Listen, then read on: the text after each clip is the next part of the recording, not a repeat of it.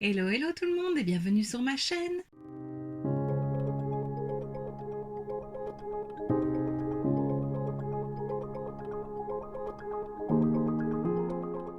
On se retrouve aujourd'hui dans une nouvelle vidéo Swatch and Makeup de cette palette. Donc c'est la Kaleidoscopic Dreams de Révolution en collaboration avec Tiffany.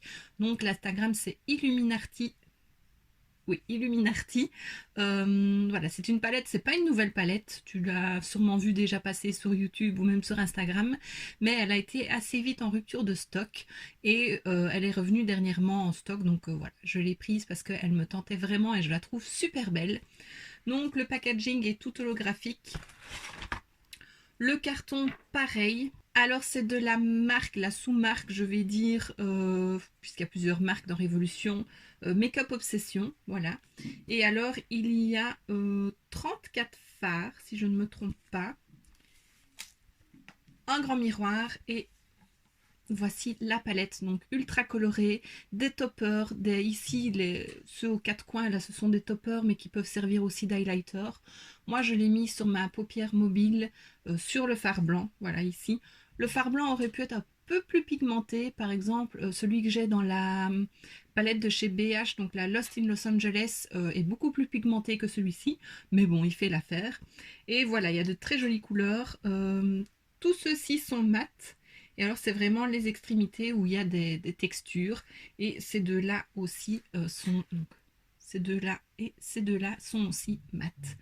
Donc voilà, c'est une très jolie palette de toutes les couleurs. Il y a quand même moyen de faire un peu plus du nude, mais ça reste quand même une palette pour faire du coloré. Donc voilà, je l'aime vraiment beaucoup. On dirait un petit peu une palette de peintre, je trouve ça très joli. Voilà, j'aime beaucoup. Une chose que je pourrais lui reprocher à nouveau, c'est qu'il n'y a pas de fard beige pour poudrer l'arcade sourcilière, donc je l'ai fait avec le blanc. Vu qu'il n'est pas hyper pigmenté, bah ça va, on voit pas spécialement que c'est blanc. Et bah voilà, c'est vraiment la seule petite chose. Ils sont très poudreux aussi. C'est vrai que quand j'ai fait les swatchs, à peine je mettais mon doigt dedans, bah, j'avais vraiment un gros amas de poudre qui partait un peu partout. Et c'est pareil sur les pinceaux.